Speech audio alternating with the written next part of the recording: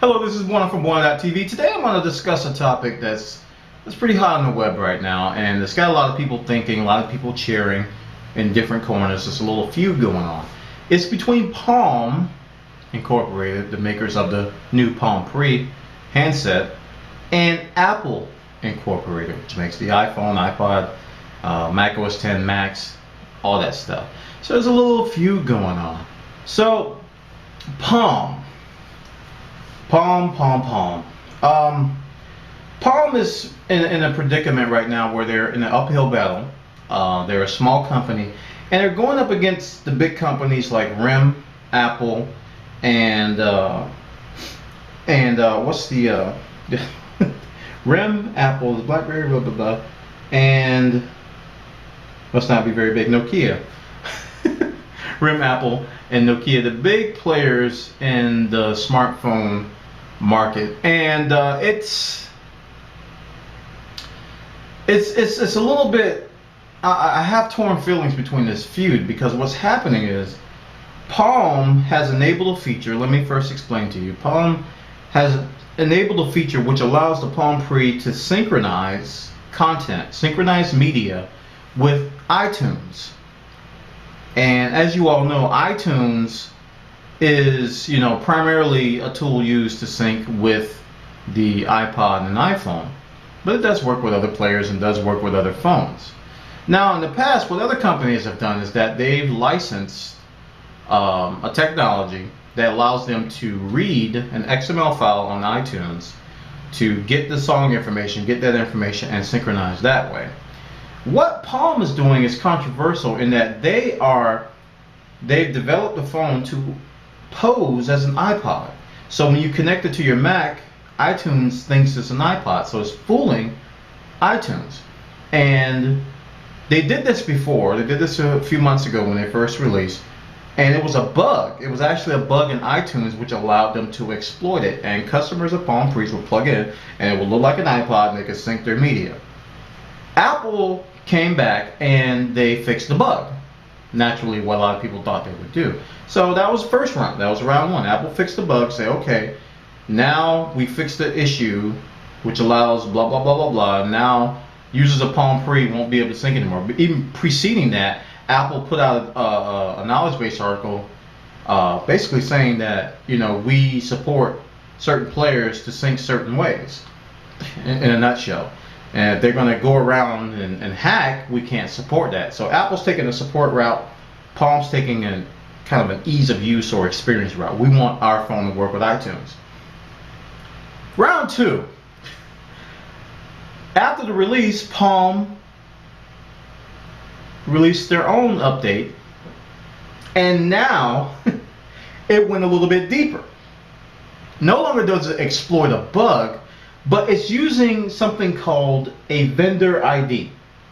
It's actually using something called a product ID, which is a feature of USB, and it's spoofing the iPod's product ID to once again fool iTunes to think it's an iPod.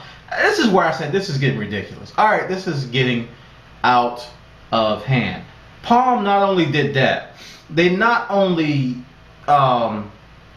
spoofed the product ID, but then they sent a complaint to the USB consortium complaining how Apple is utilizing the product ID to only sync with iPods. But in essence, Palm itself broke the USB consortium's rule that says unauthorized use of assigned or unassigned USB vendor ID numbers and associated product ID numbers are strictly prohibited. So by spoofing the iPods, they broke it too, but at the same time they complained.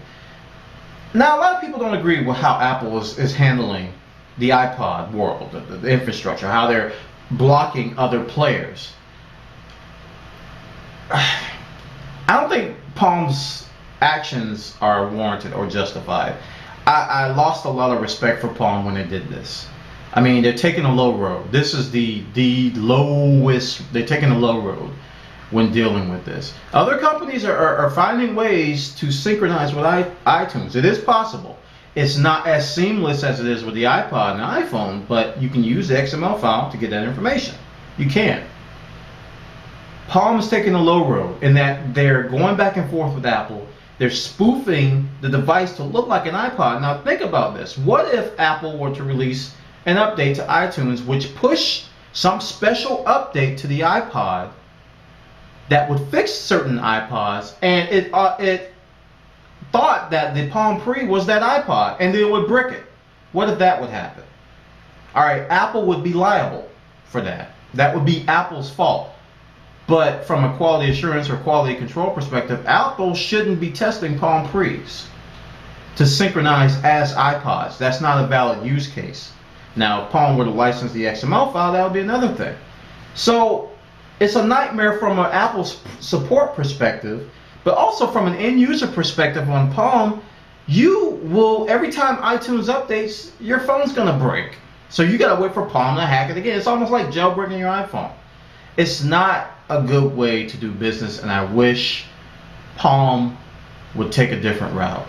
I'm more concerned with Palm's actions than I am with Apple's. I know Apple has their issues, but to take the low road for this action, I can't agree with it, and I think Palm should really rethink the way they're doing things, because this is not cool, and I lost a lot of respect. I don't even want a device now, because if it's going to do that with iTunes, I don't want to do that. I don't want to do all that, because I use iTunes for my music, and if it's going to work with iTunes, I want it to work, really. I don't want it to be this fake stuff, you know? I don't want a broke hack.